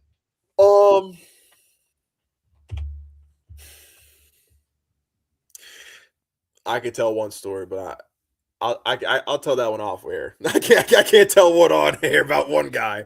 But there's been a lot of people that, oh gosh, I mean, literally anybody. Josh Alexander, who me and my buddy would watch him in TNA during the pandemic when we were in high school, and then not only was he coming to Memphis, but I got to wrestle him. Me and Aaron Roberts wrestled him in Triple Threat. That was another one where I kind of went up and I was just like, Mr. Alexander, Tim, how you doing? But he was another one. Cool. I'm trying to think. Timothy Thatcher. That was another one I was super, because Thatcher, I've been watching Thatcher for a long time. And I was very nervous because Timothy Thatcher, he has that mean mug. He's got a tooth missing. He's always working as a heel. So he's always just beating the hell out of people. And now when I was extremely nervous, I was extremely, extremely nervous, but he is the nicest guy. I'm killing his whole bit, but he's the nicest guy. Nicest guy. He was sitting in the corner menacing, and I was like, oh, fuck. All right. I'm just going to walk up and say hello. And I was like, Mr. Thatcher, I hear we're working today. Just whatever you want to do, I can do for you. And he's like, oh, what's going on, lad? And he double shakes my hand and gives me a hug. And he's like, whatever you want. And just so nice. I haven't really had a moment where, sometimes people say never meet your heroes. I've never really had a moment where anybody's kind of been like a dick or anybody's been mean or anything that I liked. I've seen people, quote unquote, legends that I've been like, that's why I was never a fan of them. But yeah, they're out there, man. It happens, dude. Yeah, and I'll tell you a story when we're off air about one of them. But hold on, stop right there. Look, I'm gonna hold you to something right now. If you ever tell the story that you just said you wouldn't tell on air, if you ever tell it on air, I got first dibs. I want to hear the story live, man. I want everybody to hear it. So you can't tell it to nobody else on air, nowhere, unless you give it to me, dude. Well, yeah, some people know the story, but but yeah, no, I never really had anybody that's just been a dick or anything. Everyone that I've liked and I've grown up watching and love has been nice and respectful, and like I said, they're definitely out there. But yeah, I'm always intimidated. It's kind of gotten better, but I don't know. There's still that nervous factor because you never know. Like I said at the very beginning, wrestling is weird and sucks in ways of you can get heat for anything, like the most littlest things. So you can get heat for like how you shake a guy's hand. Was your grip strong enough? You know, like it's the weirdest thing. But I've never had any bad interactions with people that I like. So that's something else, man. We might be on here till tomorrow morning. I know. That's something else. We mentioned it earlier. When you first broke in the wrestling business, there's all these unwritten rules and little caveats and all these little fucking things that they expect you to know, but you don't know because you're just getting in the business. Have you run into any of that, man? Because like you just said, in the wrestling business, you can get heat for damn near anything.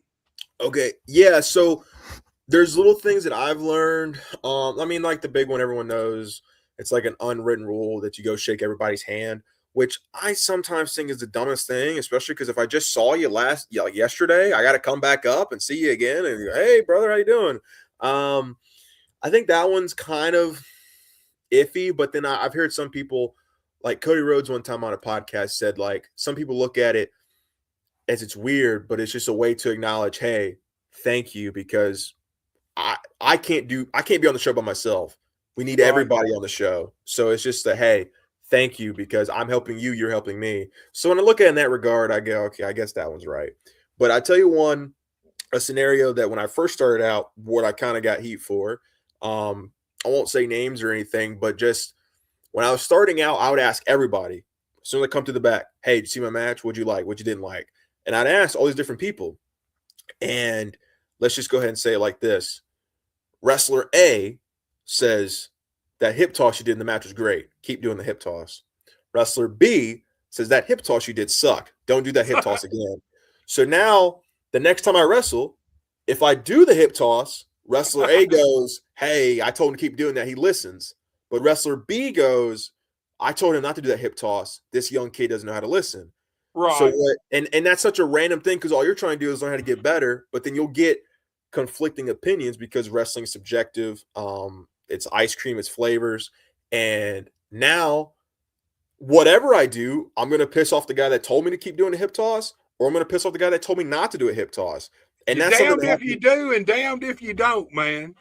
Yeah, so that's something I learned very, very early on, and that's why there's really only about like 2 people or 3 people max that I send matches to that I very, very trust and respect their opinion on, because I feel like I've kind of seen that happen on shows recently. Like when you ask all these different guys and they all give you different opinions, you follow one, this guy loves you. You follow another one, this guy hates you now because you're a young kid that doesn't know how to listen. So that's another random thing. Too many different opinions on the same shit is just confusing to you. It really, I mean, it just confuses you. You're like, well, I don't know what the fuck to do. You know what I mean? You're like, I mean, like you said, if I do it, this guy fucking hates me. If I don't do it, this guy loves me. It's crazy. And I'm like you, man. When I first got in the business, the handshake, I fucking hated it. I hated it.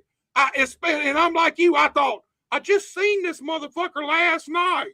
We just shook hands the last 3 nights in a row. Every time I've seen him, I shook their hand. Do we really? I mean, I kind of looked at it like, you know, when you got a good camaraderie in your dressing room, can't I just walk in, look around, and say, "What's up, motherfuckers? I'm here. Yeah. How's everybody doing?" But you got to go around and shake everybody's hand. Now, it's basically a sign of respect. Now I feel like sometimes when I'm at a live show, I feel like I shake too many motherfuckers' hands too many times. You know, you're damned if you do it, you're damned if you don't. But I hated it. That was my number one pet peeve when I first broke into business. And it caught me heat when I first broke in because I wouldn't go shake everybody's hand. But a lot of times you're intimidated. You go in the dressing room, and I growed up on Jerry Lawler. So Jerry Lawler, Bill Dundee, these kind of guys, you go in the dressing room and you're in there and you're looking, you're over in the corner somewhere getting dressed. They're over in the corner across the room getting dressed. And you're like, what do I do? You know, is the king going to think I'm a fucking idiot for going to shake his hand? Or is he going to think I'm an asshole for not? And it's just all those little unwritten rules in pro wrestling, man. The only way you learn them is just experience. And little things like that, with the handshake specifically, it's something that people will frown upon if you don't do it. But then sometimes if you do it, like how you said, if they're maybe in the middle of a conversation or if they're putting on their gear, if they're doing something, you don't want to like not shake their hand, but you don't want to interrupt what they're doing. But then like you can go shake their hand, and you know when you walk away, they go, "Did that kid not see me getting dressed? Did that kid not see me having a conversation? Who does he think he is?" And it's like, bro, do you want me to shake your hand or not? Are we going to make a big deal out of this or what? Like, man, wrestling can be so weird when it comes to things like that. If you walk up on somebody having a conversation and you don't really know them well enough to just break it, both of them or however many just kind of break in the conversation, you're sitting there like waiting for a break in the conversation to kind of introduce yourself. And some old veterans will just keep talking just to fuck with you. See how long that you'll stand there. You there 5 fucking minutes just right in the middle of their conversation, man. And then you start feeling like, well, shit, maybe they don't want me. Maybe they want me to fucking get the fuck out of here, man. Nobody wants to shake my hand.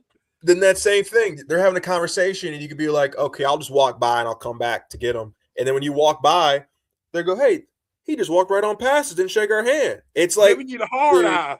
Man, wrestling sucks in that regard sometimes. But yeah. Dude, that's part of it. The politics, always been there, always will be.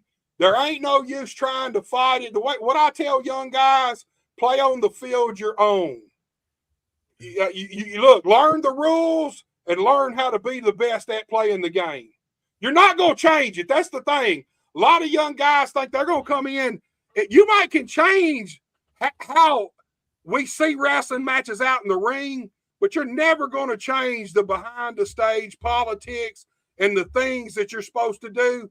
That's just part of it. Whether you love them or you hate them, they're never going to change. You might as well just learn what they are, learn what to do, what not to do, and then play the game on the field your own. Learn your field and play it on it. That's a pretty good way of looking at it. Tim, man, we are at 1 hour and 57 minutes, man. Look, dude, I've had a blast talking to you. I appreciate you so much for coming on. I knew this was going to be a good podcast, and I think better than I even anticipated, dude. Yeah, like I said, I was really looking forward to this one. And we just got to have a conversation. I wasn't going to come on here and be a big character. I'm just me. I'm just myself. So if you like me, that's great. If you don't like me, that's even, that's great too. I'm just going to keep being me. So I think this is a great chat, great conversation. And I'd like to come on next time and talk about my hot takes, I guess, of the old Memphis wrestling. So, dude, we got to going and I forgot all about that. Yes, dude. Look, man, I'll get you back on in a few months, and we'll now we know everything about you. We've learned about you. Next time we can just talk straight wrestling. Yeah, I'll really ramble. Hey, dude, I'm up for it, man. I've had a blast, dude. I promise you, I've had a blast. I think you got a bright fucking future in the wrestling business. Honestly, I feel like I'm going to see you on national TV someday, man. It'd be nice. Tim, man, you have a great night, my friend. All right. Thank you for having me. Like I said, Super Bowl 5 this weekend, January 18th, Tim Bosby, Mike Anthony. And we're going to do the damn thing. So thank you for having me. Take it easy, dude. All right, guys, you seen it right there, man. I don't know what the hell's going on with my shit. It looks like it's backwards. Hold on before I let y'all out of here. Let me go over here and see what I got going, man. Why is my shit reversed? There it is. It is. Hell, I don't even know. I ain't even going to fool with it. Look, guys, I appreciate everybody who tuned in. I appreciate Tim Bosby for coming here, giving us his time, learning about the dude, man. You're going to see that dude on national TV somewhere in the near future. Keep your eyes out. Until I see y'all guys next time. Hey, don't forget the Dirty Dozens, Sunday, January 25th, 8 p.m. Big Ace versus Chris Lex, and Garth Mahoney taking on Justin Klein. One of those two guys are going to go into the finals. Do not miss it. When you hear that Buster H.R. Oh,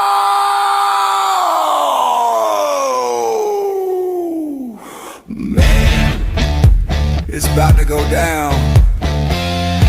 You feel the tension in the air. Wrestling fans all over the world, get ready for this right here. They're gonna have a field day with this one. You're about to witness Buster Unmasked.